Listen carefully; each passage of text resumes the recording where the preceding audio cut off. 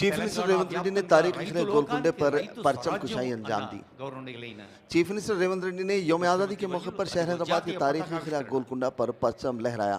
اس موقع پر منعقدہ تقریب سے خطاب کرتے ہوئے انہوں نے کہا کہ ہماری آزادی کی جدوجہد کی تاریخ میں واحد عظیم جدوجہد ہے جو عدم تشدد کے ہتھیار کے ساتھ لڑی گئی ہے، یعنی عدم تشدد کے ہتھیار کے ساتھ لڑی گئی تھی۔ انہوں نے کہا کہ پنڈت جواہر لال نہرو کی دوراندیشی کی بدولت ملک آج اس مقام پر پہنچا ہے۔ ان کی شروع کردہ منصوبوں کی وجہ سے ملک سرسبز شاداب ہے۔ لال بہادر شاستری اور اندرا گاندھی نے زراعت میں انقلاب برپا کیا۔ انہوں نے کہا کہ BHL اور دیگر عوامی شعبے کے اداروں کے قیام سے لاکھوں افراد کے لیے روزگار کو یقینی بنایا گیا۔ انہوں نے کہا کہ کانگریس پارٹی نے ملک کے لیے جو خدمات انجام دی ہیں انہیں کوئی بھی فراموش نہیں کر سکتا۔ حالیہ دورے امریکہ کا حوالہ دیتے ہوئے کہا کہ ان کے دورے امریکہ کے موقع پر ورلڈ بینک کے صدر سے ملاقات ہوئی۔ ورلڈ بینک نے کم شرح سود پر قرض دینے پر رضامندی ظاہر کر دی ہے۔ ہم پچھلی حکومت کی طرز پر زیادہ شرح سود پر قرض لے کر عوام پر زائد بوجھ ڈالنا نہیں چاہیں گے۔ انہوں نے واضح کیا کہ انتخابات کے دوران ورنگل اعلامیہ کے مطابق ریاست بھر میں کسانوں کے خرچات معاف کیے گئے، لیکن اپوزیشن اس پر تنقیدیں کر رہی۔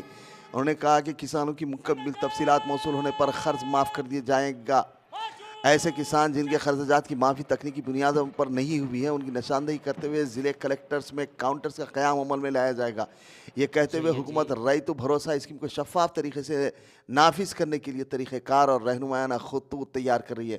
وزیر اعلیٰ نے اعلان کیا کہ اس اسکیم کے تحت زرعی مزدوروں کو 12,000 روپے کی امداد دی جائے گی۔ اس اعلان نے تمام کو حیرت میں ڈال دیا کیونکہ چیف منسٹر کی تقریر کے تیار کردہ متن میں زرعی مزدوروں کو دی جانے والی سہولت کا کوئی تذکرہ نہیں کیا گیا تھا۔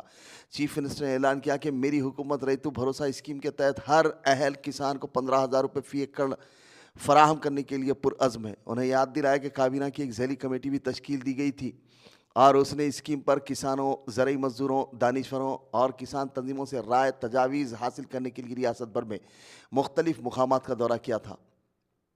پچھلی حکومت صرف 10,000 روپے فی ایکڑ ادا کرتی تھی۔ حکومت نے کسانوں کے قرض معاف اسکیم کے تحت 18 جولائی کو کسانوں کے بینک کھاتوں میں 6,098 کروڑ روپے براہ راست جمع کروا دیے تھے اور پہلی قسط میں 1 لاکھ روپے تک کے قرض کے بوجھ سے انہیں نجات دلائی گئی تھی، راحت دلائی گئی تھی۔